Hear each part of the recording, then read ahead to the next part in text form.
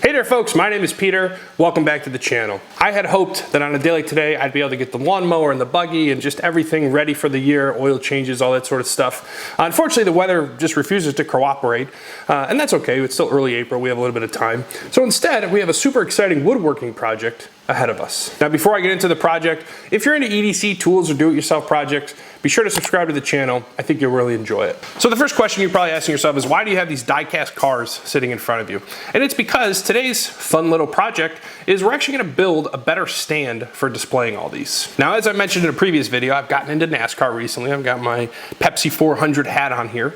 And as a result, I've been buying more and more die-cast cars. So the first one I ever bought was this Dale Earnhardt. And of course, I had to buy it because one, he's just awesome. And two, it has the Snap-on logo on it, which we love all things Snap-on.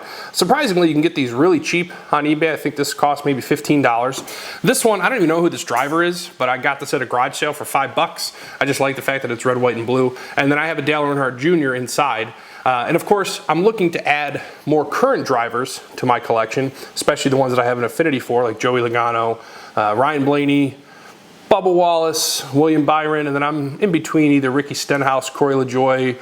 You know, I like the guys that are at the back. They both seem really cool, even if they're not going to win too many races. But anyway, what I want to do today is build a display case for these that has some lighting. Now, I made a mistake on my last woodworking project where I didn't sit down and try and draw everything out ahead of time, and it ended up costing me a lot more time at the back end. So today, I have instructions that I'm going to walk through before we get to cutting because I really don't want to make any mistakes this time.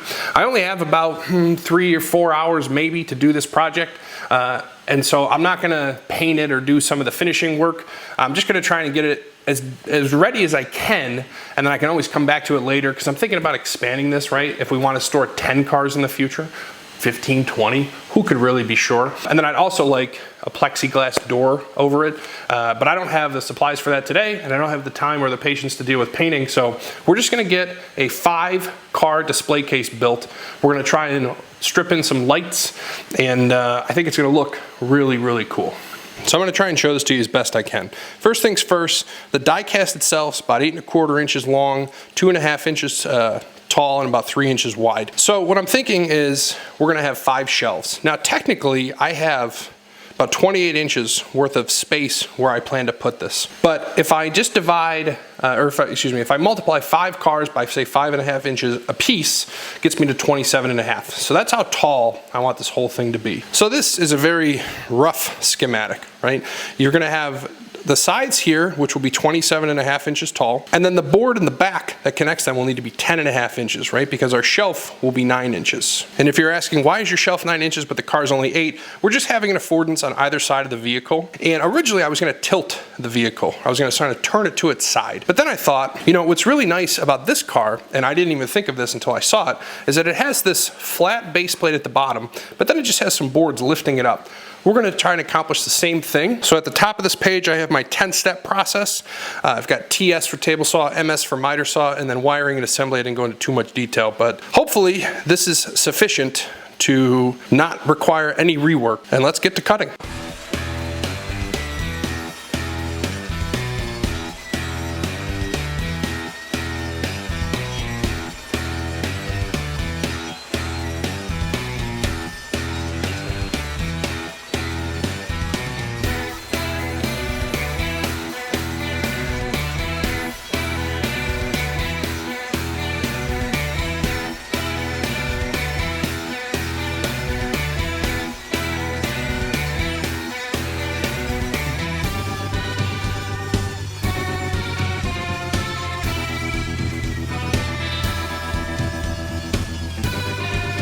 So that process went so much better than I'm used to. Having all my cuts laid out, just making a cut list, right? Which is, I mean, woodshop 101. There's always room for improvement in these processes, but now that I have everything ripped down, I'm excited to make the remainder of the cuts here because we're almost at assembly. Look how much faster we're going. Folks, we're killing it.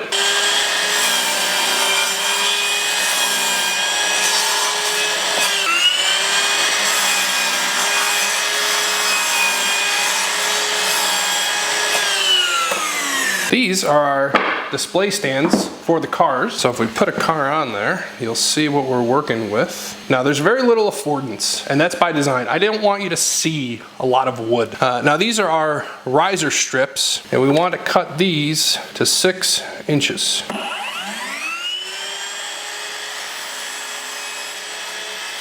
This is what the car will look like with nothing, right? Just on a 9-inch shelf by itself. But if we add a little riser, and you won't see it, right? Because it's supposed to be the width of the wheels. It just adds a little bit of touch, and who knows how well it really comes through in the video. Flat, not flat. I think it looks pretty cool. I have to cut, I guess, a couple more of these, and then we're moving on to our base structure. All right, so now we are at what I think is the most complex portion of this whole project. I want a channel within the side pieces, right? So just imagine that this is a box with 5 shelves. You have a channel running down either side for an LED light strip. Originally I was thinking, you know, on the table saw I could just keep running this back and forth to make an ever bigger, ever increasing size channel. But then I said, you know what, I have this router with a flush trim bit. That might just be better. If this all goes according to plan, we're just gonna make one pass all the way down.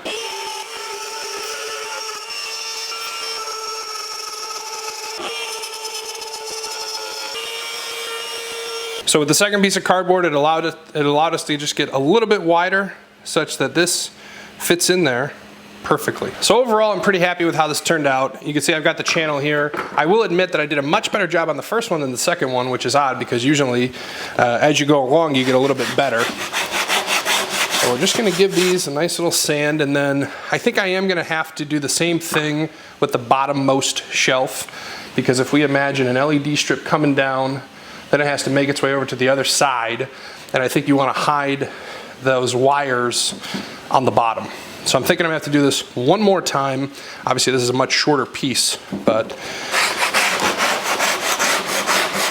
I think it's worth it, because otherwise I don't know how you would do this otherwise.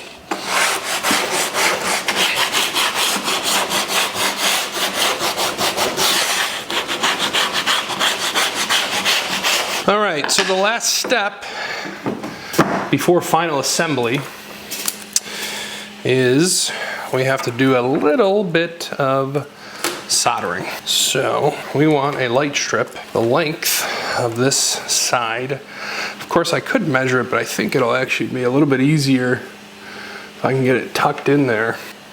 So those are our lights. Then we need wire that is as long as this bottom shelf.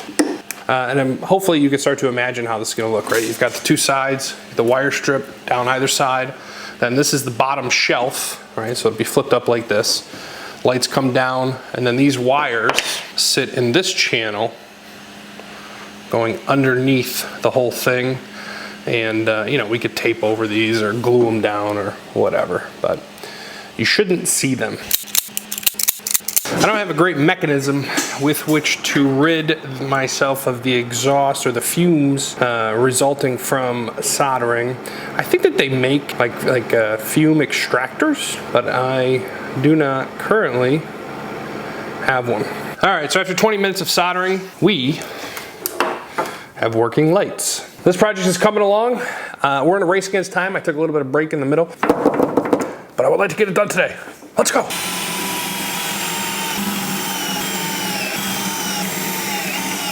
So I had anticipated being able to use my pin nailer to attach the riser to the shelf, but I don't have 1/2-inch pin nails, and obviously I'm not going to the store right now to find them. So I do have 1/2-inch staples, and that's what we're going to use instead.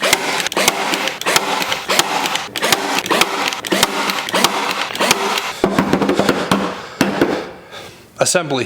So I'm going to feed the lights through. Oh my God, this is working literally exactly as I hoped that it would. Now I don't know how well long term, this adhesive is going to stick to the wood. It's like Toby Keith says, on here for a long time, here for a good time. Also, rest in peace, Toby Keith, one of my favorite artists. Love it. Now, we didn't make any adjustments to the electrical wiring, but why don't we test it once more, just to make sure that all the systems are nominal. Whew! I mean, that is just gonna look so friggin' cool.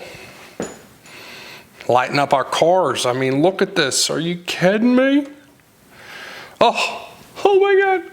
This is so cool. All right, folks, my camera's gonna die and I'm out of time for today. I must get going, but look at how cool this looks. Obviously, we have a bit more work to do tomorrow, 3 more shelves, back, but I could not be happier with how this thing looks.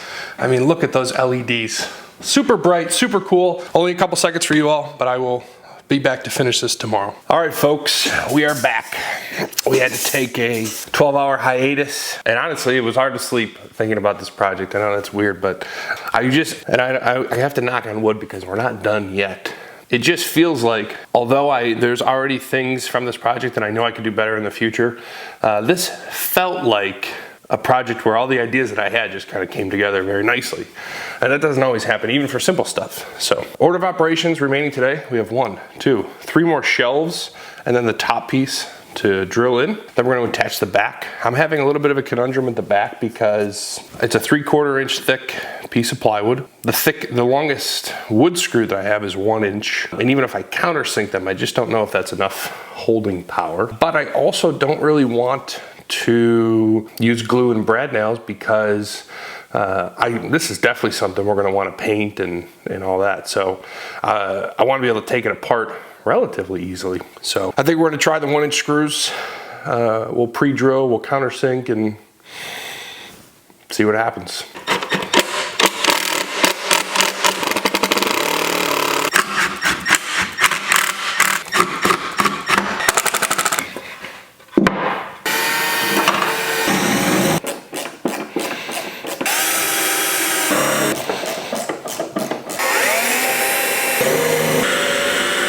All right, the back is on. I threw some feet on here as well, just like little rubber feet. I don't know, I had bought a big pack of these on Amazon a while ago, and honestly, they've come in handy. I've used them for a number of different projects. At the end here, I had 4 drills going. I had pilot hole, countersink, and then I started throwing the screws in with the snap-on, ratcheting stubby, and then I switched over to the Ryobi just because I actually love this thing. And so they don't make this one anymore. They have a new version of this, like their 4-volt USB tool, but this is a really, really good piece of equipment. All right, so I think the last thing for us to do is we have our switch, and I'm thinking that sawdust off of here. Because I want it kind of close to the edge, and I definitely want it on the right-hand side so I can grab it from behind. I think Velcro will work nicely. I'm also thinking, you know, I don't know how to clean up this wiring, but maybe just a little cable clip at the top so that it doesn't flop. I mean, what's bad about it is I'm gonna have to have a visible screw here, but it's the back. I think that's okay. All right, so at least now the wires aren't gonna move. Then, and I've talked about this in a lot of videos, but this is the hook and loop adhesive. You buy it. I mean, I bought this big roll years ago, and I just never can seem to run out of it. I've used it on all sorts of stuff. When I did the Josh Allen cutout, the very first video I ever did on this channel with my network management storage stuff. And I just find it to be infinitely useful. So we will throw a piece back here, and you know what? We'll get out our new Kai scissors.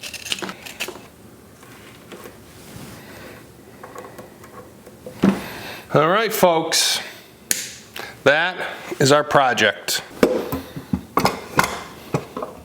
I don't know if how well you can see it in the video, but the cars. So like if you have all the lights off and then you turn the box lights on Obviously, you don't get any lighting at the front of this, right? I think if we wanted more of that, we would have had to set these back farther, or maybe I could have brought the lights forward. I'm not really sure. But let's get our third and final car in here, and then we'll wrap up this video. So we're gonna put this guy, you know what, for now I guess it doesn't really matter. So there you have it, folks, our little NASCAR Diecast display stand.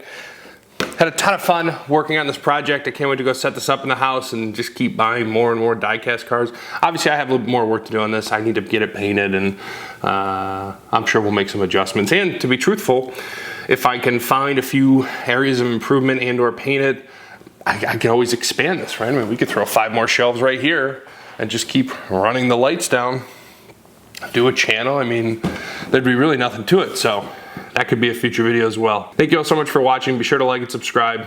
I'll see you on the next video.